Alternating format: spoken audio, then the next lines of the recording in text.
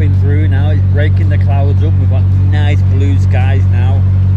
And that sun, oh, it's just right on the side of my face, and it's lovely. Although it is a bit cold, it's not freezing.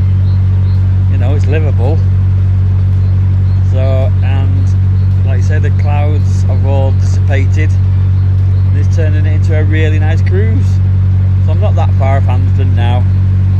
Salt barge to come, past that, and then 25 minutes up to Anderton. So yeah, cruise is nearly done. I've enjoyed myself this morning. It's been very pleasant.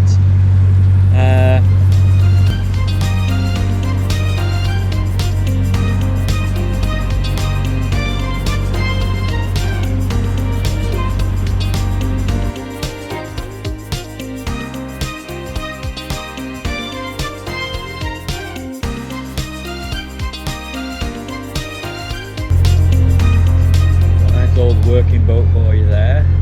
Of course, most leisure boats, mine included, have about a 2-foot draft on them. So that means below the waterline it goes about 2 feet below the waterline, and obviously they're flat bottomed. So, but the working boats can be anything up to 3 feet draft below the waterline. Of course, when they're unladen, they look very high up out of the water. But of course, fully loaded, like say, they can be up to a 3-foot draft on them. And of course, on a shallow canal, that can be a bit of a problem for them sometimes.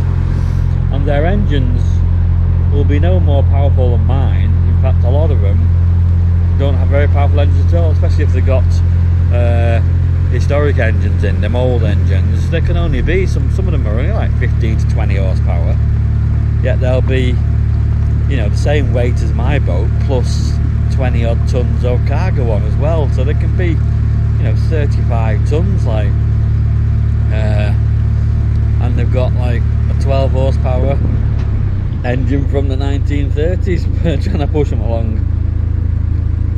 So they do take quite a while to stop and manoeuvre because of the lack of power sometimes. But again, it's a boat, so once you've got it moving, momentum does the rest. So in some respects, they don't necessarily need a very powerful engine.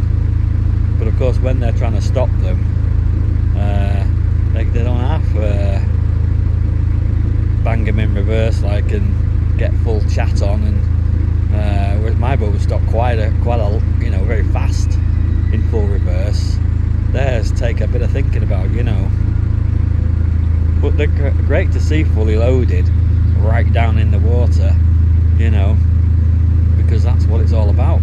Working boats, that's what they were back in the day. And of course, back in the day, canals were, well, they were very well maintained because they were used a lot. You know, that obviously, you know, use it will help to keep it maintained.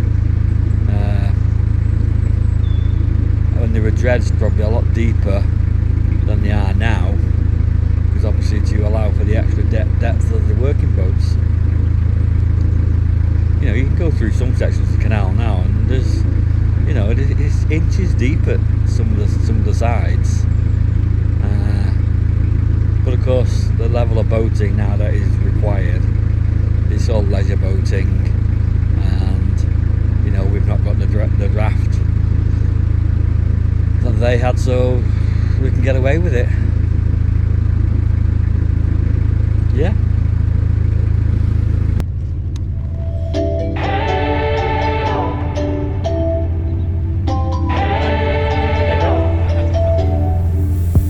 We spent our days on the coast of something beautiful.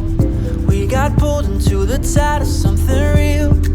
But somehow I lost you on the way. I assumed you left me behind. Lifeless days and sleepless nights, so tired of it. I can't get you off my mind, can't forget it.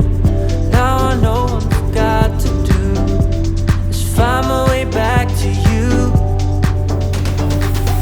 Hey, why did it take you so long? Hey, while I was dancing on my own.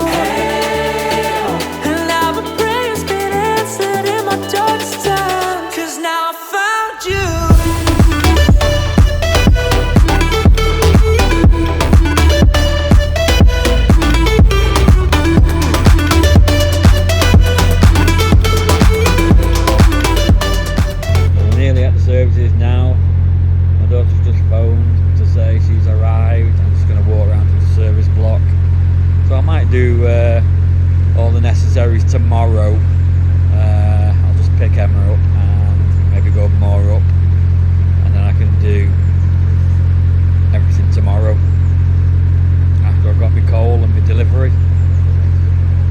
No major rush, I'm not desperate for anything.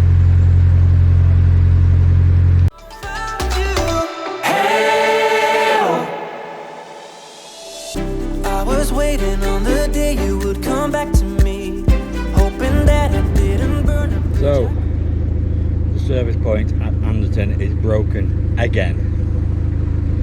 But it was broken for nearly 2 months before Christmas, and now what, 2 weeks after Christmas, it's broken again. But unbeknownst to me, and luckily, the private marina, Anderton Marina, has an Elsan, and yeah, you got to pay £3 to use it, but that's fair enough. They'll have to get it emptied, so it's a small price to pay. So well done, Anderton Marina. Poor form CRT.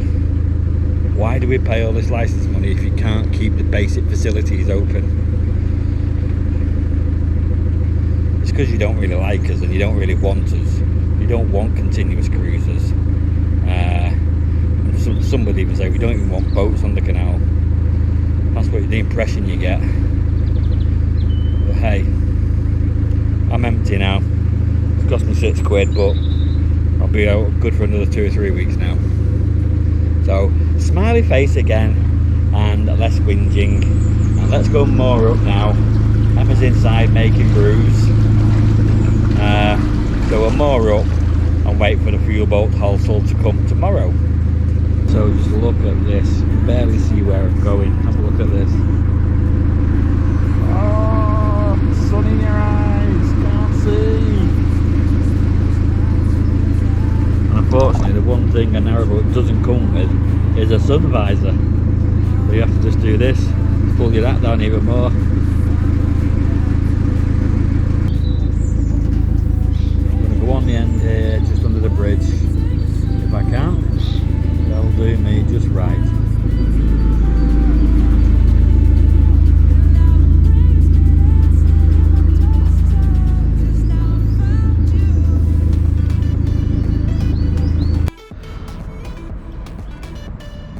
So we are here. We stopped. Been stopped for a while actually. We need to come back to shut the back up. We've just got the fire going.